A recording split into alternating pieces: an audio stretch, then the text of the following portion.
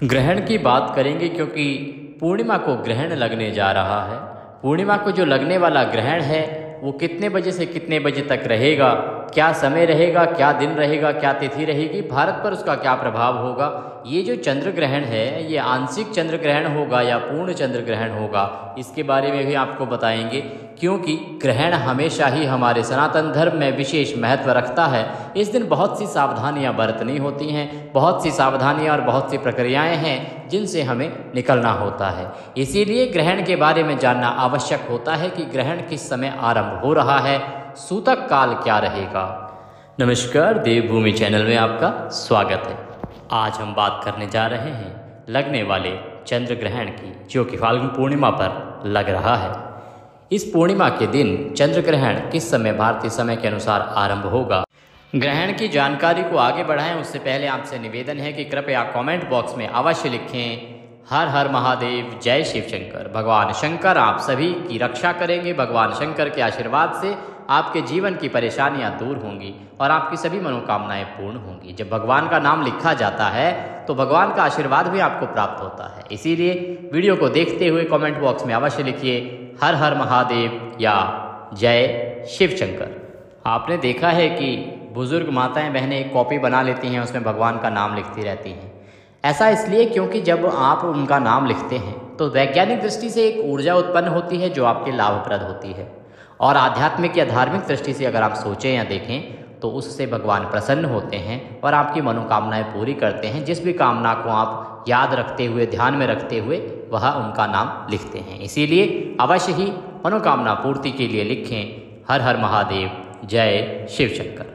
आइए बात करते हैं चंद्र ग्रहण की। ग्रहण किस समय भारतीय समय के अनुसार आरंभ होगा ये बताएं उससे पहले ये जान लेते हैं कि ग्रहण होता क्या है। ग्रहण एक खगोलीय घटना है जो अंतरिक्ष में घटित होती है। जब एक स्थिति उत्पन्न होती है जिसमें एक सीधी रेखा में सूर्य, पृथ्वी और चंद्रमा आ जाते हैं, उसमें चंद्रमा और सूर्य के बीच में पृथ्वी आ जाती है। इस कारण से सूर्य के प्रकाश से चंद्रमा प्रकाशमान नहीं हो पाता है और यह चंद्र ग्रहण की स्थिति उत्पन्न हो जाती है। चंद्र ग्रहण सदा पूर्णमासी को ही होता है और सूर्य ग्रहण सदा अमावस्या को घटित होता है। चंद्र ग्रहण का जो सूतक है वो ग्रहण से ठीक 9 घंटे पहले आरंभ होता है और सूर्य ग्रहण का जो सूतक है वो ग्रहण से 12 घंटे पहले आरंभ हो जाता है। चंद्र ग्रहण के दौरान कभी कभी चंद्रमा की जो सतह है वो लाल दिखाई देती है। चंद्र ग्रहण को कभी भी नंगी आँखों से नहीं देखना चाहिए, अर्थात बिना किसी सहायता के नहीं देखना चाहिए। ये आपकी आँखों के लिए हानिकारक हो सकता है। चंद्र ग्रहण सूर्य ग्रहण के मुकाबले ज़्यादा व्यापक स्तर पर दिखाई देता है। औसतन हर साल 3 चंद्र ग्रहण होते हैं। 2024 की अगर बात करें तो 2024 में भी 2 चंद्र ग्रहण लग चुके हैं। चंद्र ग्रहण के दिन आपको बहुत सी सावधानियां बरतनी चाहिए, जैसे कि जब सूतक का समय हो तो कुछ खाना पीना नहीं चाहिए, बाहर निकलने से बचना चाहिए, बिना किसी चश्मे या बिना किसी अन्य उपकरण की सहायता के ग्रहण को देखने से बचना चाहिए। ये आपकी आँखों के लिए हानिकारक हो सकता है। आपके घर में पूजा पाठ उस समय के दौरान नहीं होती है। जब ग्रहण पूर्ण हो जाता है तो उसके बाद ग्रहण का दान करने के बाद, दान देने के बाद ही आपको कुछ खाना पीना चाहिए और घर की साफ सफाई करनी चाहिए।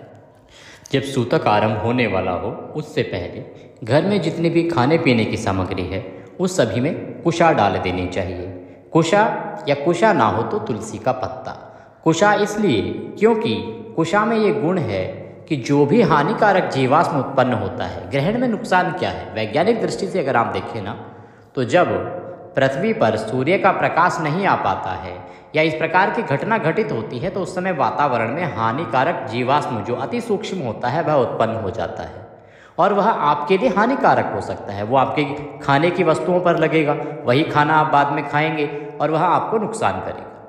इसीलिए कुशा में ये गुण है कि जब कुशा को वहाँ डाल दोगे ना तो सारा जीवाश्म उस पर एकत्र हो जाएगा और आपका जो खाना है वो सुरक्षित बच जाएगा। इसीलिए कुशा को डाला जाता है। कुशा बहुत उपयोगी है, पुराणों में बहुत वर्णन आता है कुशा का। कुशा इतनी अधिक लाभप्रद है पूजा पाठ में कि आपकी बड़ी से बड़ी परेशानियों का हल है कुशा के अंदर। इससे संबंधित एक विस्तृत वीडियो हमने बनाया, उसको अवश्य देखिएगा, जिसमें कुशा का पूरा वर्णन किया गया कि कुशा क्यों इतनी लाभप्रद है, कुशा की पूजा क्यों होती है या कुशा पूजा में प्रयोग क्यों की जाती है, कुशा में क्या है कि उसको इतना अधिक महत्व दिया जाता है। तो सूतक से पहले आपको वह कुशा डाल देनी है। उसको डालने के बाद आपने जो ग्रहण का समय होता है उसमें भक्ति करनी चाहिए। हाँ, पूजा पाठ का कार्य नहीं होता है। देखिए, मंदिरों में पर्दे रहते हैं, जब ग्रहण होता है तो पूजा पाठ का कार्य तो नहीं होगा, लेकिन आप भगवान का नाम जपिए, कीर्तन करिए, यह सर्वोत्तम माना गया है। अब बात करते हैं जो गर्भवती माताएं बहनें हैं उनको क्या ध्यान रखना है। देखिए, ग्रहण के दौरान उनको विशेष सावधानी बरतनी होती है। ऐसी मान्यता है, मैं फिर कहूँगा ऐसी मान्यता है, शास्त्रों में वर्णन मैंने नहीं पढ़ा है कि ग्रहण से किसी गर्भस्थ शिशु को नुकसान हो जाता है, परंतु जो मान्यताएं चली आ रही हैं मैं उसके आधार पर बोल रहा हूँ कि ऐसी मान्यता है कि ग्रहण के समय यदि गर्भवती माताएं बहनें बाहर निकलती हैं तो उनके गर्भस्थ शिशु को हानि हो सकती है। उनको किसी नुकीली कार्य से कार्य नहीं करना चाहिए, कुछ काटना नहीं चाहिए, सिलना नहीं चाहिए, सोना नहीं चाहिए, भगवान का ध्यान करना चाहिए, धार्मिक पुस्तकें पढ़नी चाहिए, कीर्तन करना चाहिए और भगवान की भक्ति करनी चाहिए। यह सर्वोत्तम रहेगा इस सिचुएशन में जब कोई गर्भवती माता बहन हो और ग्रहण लगा हुआ हो, तो उनको विशेष सावधान रहना ही चाहिए। बात आती है खाने पीने की। देखिए, ग्रहण के दौरान खाने पीने की मनाही होती है, परंतु कुछ परिस्थितियां ऐसे हैं, जैसे बुजुर्ग हैं, बच्चे हैं या गर्भवती माताएं बहनें, बहुत अधिक समय तक भूखा नहीं रख सकते आप उनको। ग्रहण का सूतक काल 9 घंटे का होगा, चंद्र ग्रहण का जो पूर्णिमा पर लगने जा रहा है, परंतु क्या 9 घंटे तक उनको भूखा रखा जा सकता है? वो उनके लिए अधिक हानिकारक हो सकता है। इसीलिए शुद्धता के साथ खाना खाइए, कुछ खाने को दीजिए, परंतु शुद्धता का ध्यान रखिए, किसी तरह का हानिकारक जीवाश्म उसके साथ ना चला जाए। इस प्रकार से आप उन्हें खिला पिला भी सकते हैं। ग्रहण के बाद पूरे घर की साफ सफाई करें, सब जगह गंगा जल का छिड़काव करें। छिड़काव करने के बाद किसी को दान देने के बाद, इस दिन ग्रहण का विशेष महत्व है दान का। ग्रहण में जो दान दिया जाता है उसका पुण्य बहुत अधिक है, इसीलिए दान पुण्य करने के बाद आपको भोजन बनाना चाहिए। ताज़ा भोजन बनाइए और उसको भगवान को भोग लगा के ग्रहण कीजिए। यही नियम है ग्रहण के दिन के। अब बात करते हैं कि ग्रहण का जो समय है वो क्या रहेगा, सूतक कितने बजे से कितने बजे तक रहेगा, भारत में दिखेगा या नहीं दिखेगा। देखिए, आने वाला जो चंद्र ग्रहण है ना, वो फाल्गुन मास की शुक्ल पूर्णिमा के दिन लगेगा। पूर्णिमा के दिन जब ये ग्रहण लगेगा तो भारतीय समय अनुसार समय हो रहा होगा सुबह के 10:41।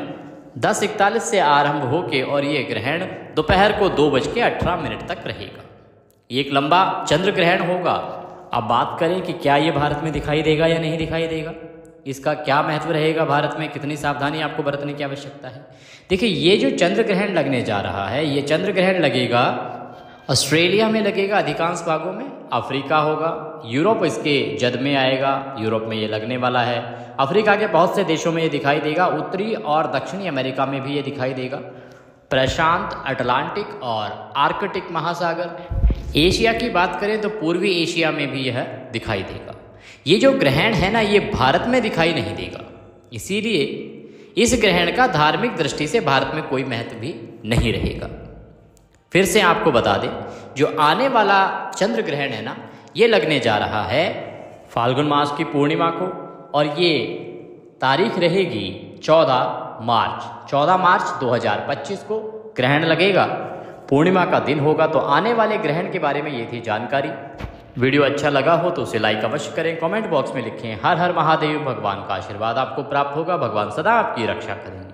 चैनल पर नए हैं तो अच्छी जानकारी प्राप्त करने के लिए कृपया चैनल को सब्सक्राइब करते जाइएगा। जय श्री हरि।